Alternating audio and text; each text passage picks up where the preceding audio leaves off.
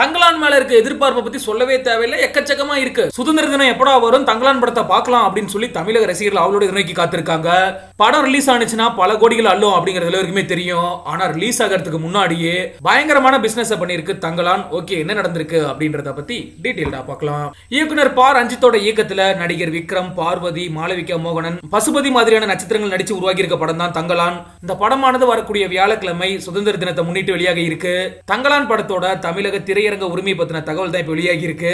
மணிரத்னம் இயக்கிய பொன்னியின் செல்வன் படத்துல ஆதித்ய கரிகாலனா அட்டகாசமான நடிப்பை வெளிப்படுத்தினார் நடிகர் விக்ரம். தங்கலான் படத்துக்காக நீண்ட தாடி, தலைமுடின்னு பண்டைய கால காட்டுவாசி மாதிரி வித்தியாசமான தோற்றத்துல உடல்ல வருத்தி பயங்கரமா நடிச்சிருக்காரு.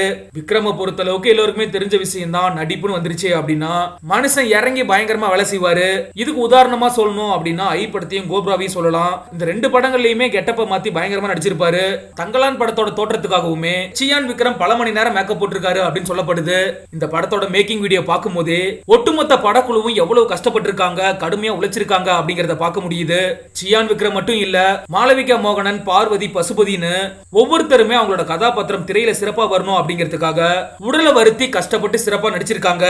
இந்த ஆண்டுல மிகவும் எதிர்பார்க்கப்பட்ட படங்கள்ல தங்கலானும் ஒண்ணு. நீண்ட எதிர்பார்ப்புக்கு மத்தியில ஆகஸ்ட் 15ஆம் தேதி இந்த படம் வெளியாக இருக்கு. ஸ்டுடியோ கிரீன் மற்றும் நீலம் புரொடக்ஷன் இணைஞ்சு இந்த படத்தை தயாரிச்சிருக்காங்க. ஜிவி பிரகாஷ் இசையமைச்சிருக்காரு. இந்த படத்துல இடம்பெற்றிருக்கக்கூடிய மினிக்கி மினிக்கி பாடலானது மெகா ஹிட்டா அமைஞ்சிருக்கு. இணையத்துல தொடர்ந்து ட்ரெண்டிங்ல இருந்துகிட்டு இருக்கு. ஆங்கிலேயர் காலத்துல நடந்த கேஜிஎஃப் சம்பவத்தை மையப்படுத்தி தான் இந்த கதை உருவாகி இருக்கு.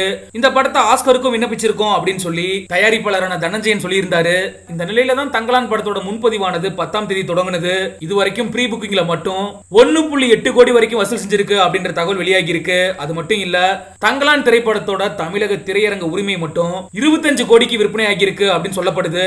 தங்கலான் படம் மிகப்பெரிய தொகைக்கு விற்பனையாகி இருக்க முக்கிய காரணமே பாரஞ்சித்தோட இயக்கத்தின் மேல இருக்கக்கூடிய நம்பிக்கை தான். அது மட்டும் இல்ல, விக்ரமோட அசுரத்தனமான நடிப்பின் மீது இருக்கக்கூடிய நம்பிக்கை அப்படின்னு கூட சொல்லலாம். இவங்க ரெண்டு பேத்தையும் நம்பிதான் பெரிய தொகைக்கு இந்த படத்தை விநியோகஸ்தர்கள் வாங்கியிருக்காங்க அப்படின்னு சொல்லி பிரபல பத்திரிகையாளரான பிஸ்மி சொல்லியிருக்காரு அப்படிங்கிறது குறிப்பிடத்தக்க விஷயம்.